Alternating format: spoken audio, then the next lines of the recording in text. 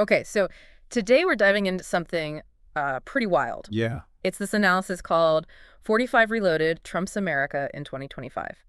And it's basically like Mm. trying to lay out what a second Trump presidency would look like, you know? True. We're talking about potential policies, potential global shifts, the whole 9 yards. Yeah. It's a fascinating thought experiment, Yeah. taking what we know Yeah, about his past actions, his stated goals, right. and then kind of projecting that forward Exactly. into this hypothetical future. And for our listeners, we're not saying this is definitely what's going to happen, Of course not. but this analysis is a way to kind of explore those possibilities. Yeah, You know? absolutely. It gives us a framework for thinking about Right. what a second term could mean. Okay, so first things first. Yeah. How does this book imagine Trump even winning a second term? What's the path to 2025 that they lay out? Well, they suggest a pretty intense campaign Okay. and really doubling down on those Yeah. core populist messages. Like what specific? Like a big focus on American nationalism, on trade deals, Mm, um, really hitting hard on immigration concerns mm, and tapping into those cultural anxieties yeah. that we see in a certain segment of the population. So basically kind of like a more amplified version of the Like, first campaign. Yeah, amplifying those themes that really resonated before. Okay, so let's say he wins. Right. What about Congress? What does this analysis say about the political landscape in Washington? It's a little more nuanced. They don't necessarily see a complete Republican takeover. Okay. The Senate in particular could still be pretty evenly split, Hmm. but they do highlight the Supreme Court, with its conservative majority as being a major factor in Right. shaping the legal landscape. That makes sense. So then what about the Democrats? How do they respond in this scenario? Well, the book anticipates a lot of organized resistance, Okay. maybe even more than we saw before, Mm. and probably a big push for progressive policies Yeah. at the state and local levels where they might still have some power. Right. And, of course, a huge focus on getting people out to vote. Okay, so lots of political maneuvering. Absolutely. Every administration has its key players, right? The people calling the shots. Yeah. So who does this analysis envision being part of Trump's inner circle this time around? They don't give specific names, Okay. but they point towards people who have been very loyal to him in the past. Yeah. So we might see some familiar faces from his first term, Okay. along with some new figures who align really closely with his goals and his style. Mm. So people who are, Exactly. strong personalities. Yeah, assertive on things like trade immigration, Right. maybe taking a more unilateral approach to foreign policy. Got it. Okay, so we've got the political stage set. Yep. Now let's talk domestic policy, Okay. starting with the economy. What kind of economic strategy does the analysis anticipate? Well, it looks like more tax cuts for sure, Okay. continued deregulation across different sectors, Hmm. and a big focus on renegotiating those international trade agreements. Right, so the goal being... Economic growth, job creation. Yeah. That's the expectation, at least. But of course, like you said earlier, Yeah. this is all hypothetical. Of course, the real-world impact Yeah. can be much more complicated. Exactly.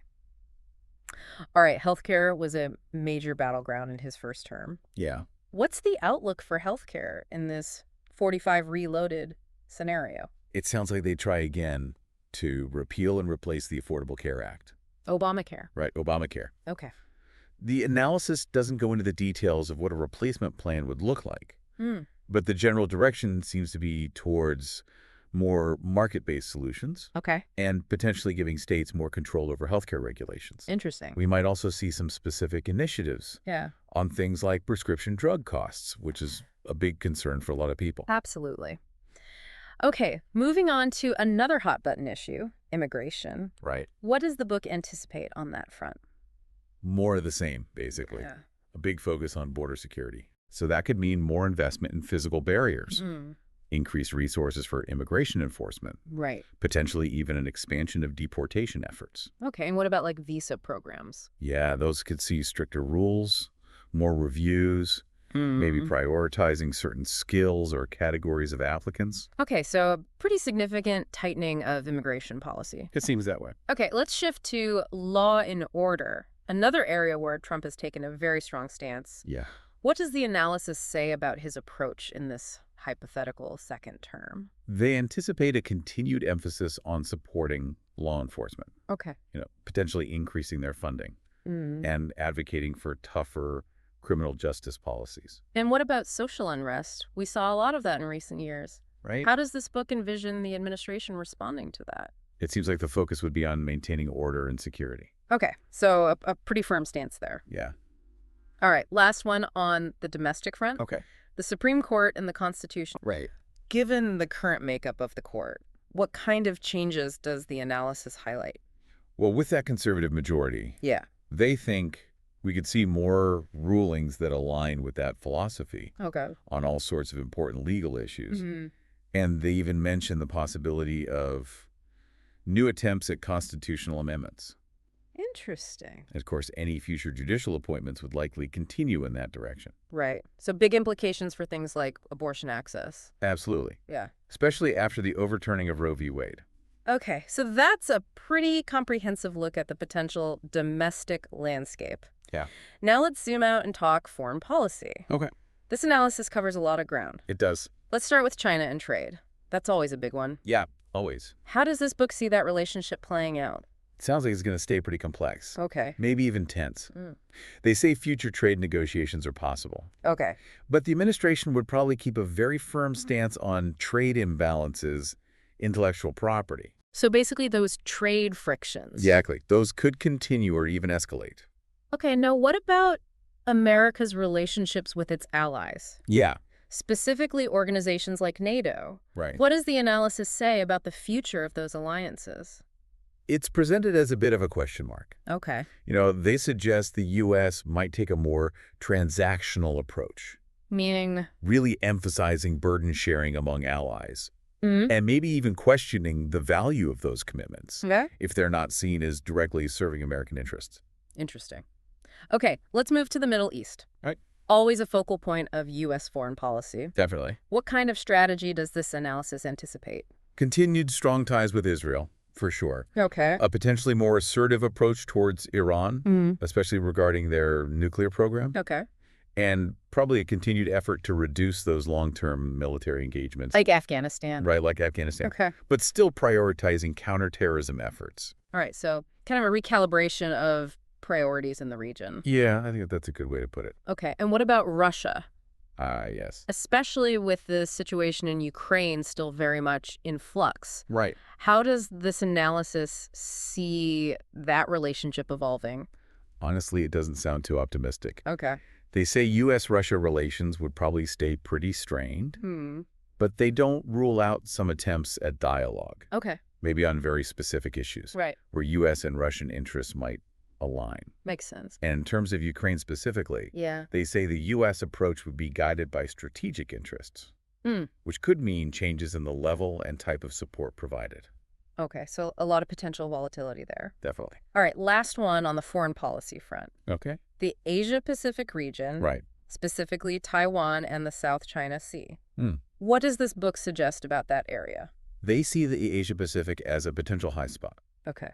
They anticipate a continued strong U.S. military presence Right. as a way to counterbalance China, Makes sense. and a big focus on deterring any aggression towards Taiwan and maintaining freedom of navigation in the South China Sea. Okay, so a lot of potential for tension there. Absolutely. All right, let's switch gears again Okay. and talk about the potential social and cultural impacts that this analysis outlines. Okay. First up, how might a second Trump administration approach the media?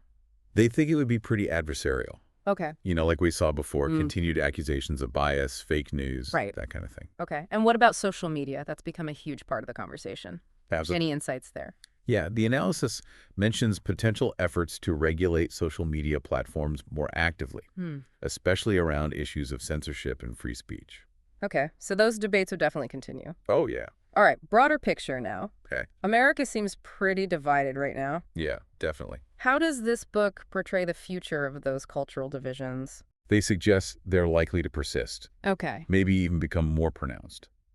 And how does the second Trump administration factor into that? Well, the analysis indicates that his rhetoric, his policies, Yeah.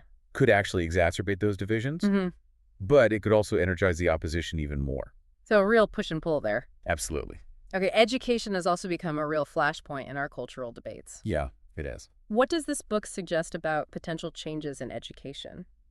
They point towards possible changes in public school curricula, Okay. probably a push to ban the teaching of critical race theory, Mm. and more emphasis on what some call traditional American history and values. So more of those culture war battles playing out in schools. It seems that way. Okay. Religion has also been a major factor in recent politics, Absolutely. specifically the support of evangelical groups. Right. How might that influence policy in this scenario? The analysis notes that evangelical support would likely remain a key factor, and that could translate into policies that reflect their views on social issues, Right. like debates around religious freedom, Mm. abortion, LGBTQ plus rights. Okay, so those issues would likely stay at the forefront. Yeah. All right, last but not least, technology. Okay. Big tech, AI, digital privacy. It's all moving so fast. It is. What kind of approach does this analysis suggest? It sounds like there might be a more critical stance towards the big tech company. Yeah. Potentially more scrutiny of their market power, their content moderation practices. Hmm. And for AI and digital privacy, Yeah. it's a little less clear. But they suggest there could be discussions about regulation data security, Right. those ethical considerations that come with these rapidly advancing technologies. Okay, so a lot to unpack there. A lot to unpack. We've covered a lot of ground today, from the hypothetical path to re-election in 2024 Yeah. to all the potential changes in domestic policy, foreign policy, Right. social and cultural shifts. It's a lot. And it's all based on this one analysis. Hmm? This thought experiment laid out in 45 Reloaded. Exactly. But it raises some really interesting questions. It does. Okay, so now looking ahead, Yeah. what are some of the big challenges that this book suggests a second Trump presidency might face? Well, they point towards potential resistance from Congress, Okay. even from some Republicans. Hmm. And they also anticipate significant public protests. Right. Those social movements continuing to grow. Okay. And of course, there's always the possibility of economic downturns or global events. Right. Those can really throw a wrench into things. Absolutely. And thinking even further ahead to the 2026 midterms, Yeah. what kind of political strategies does the analysis envision? They say both parties would be super motivated. Okay. Republicans obviously wanting to solidify their gains, Mm. maybe even expand their control in Congress. Right. And Democrats would be focused on mobilizing the opposition, Yeah. trying to capitalize on any weaknesses they can find. So a real high-stakes election. It sounds like, Okay. There's also been a lot of talk about a potential Trump dynasty. yeah. Does this book weigh in on that at all? They do mention the possibility of other Trumps entering politics, Okay. but they say the success of that would depend on a lot of factors. Right. Public support, the political climate, who knows what the future holds. Exactly. All right, one final thought. Okay. How does this book imagine the world reacting to a second Trump presidency? It sounds like there would be a lot of uncertainty. Okay. Maybe some allies would be a little more cautious, Hmm. and some adversaries might see opportunities to take advantage. Right. So basically, the global perception would depend a lot on specific policy decisions and diplomatic moves. Okay, so a lot of potential ripple effects. Absolutely. All right, we have really gone deep today, Yeah. exploring all these possibilities laid out in 45 Reloaded. Right. We talked about the path to re-election, Yeah. the potential changes in domestic foreign policy, Right. the social and cultural landscape. It's a lot to consider. It really is. So for our listeners, Yes. I want you to think about this. Okay. Based on all the things we discussed today, Yeah. what single area do you think would experience the most profound and lasting transformation Hmm. in this hypothetical Trump's America in 2025? That's a great question. It could be domestic, international, social, cultural, anything. It really gets you thinking about the long-term implications of all these scenarios. Exactly. So mull that over and let us know your thoughts. Yeah, we'd love to hear what you come up with.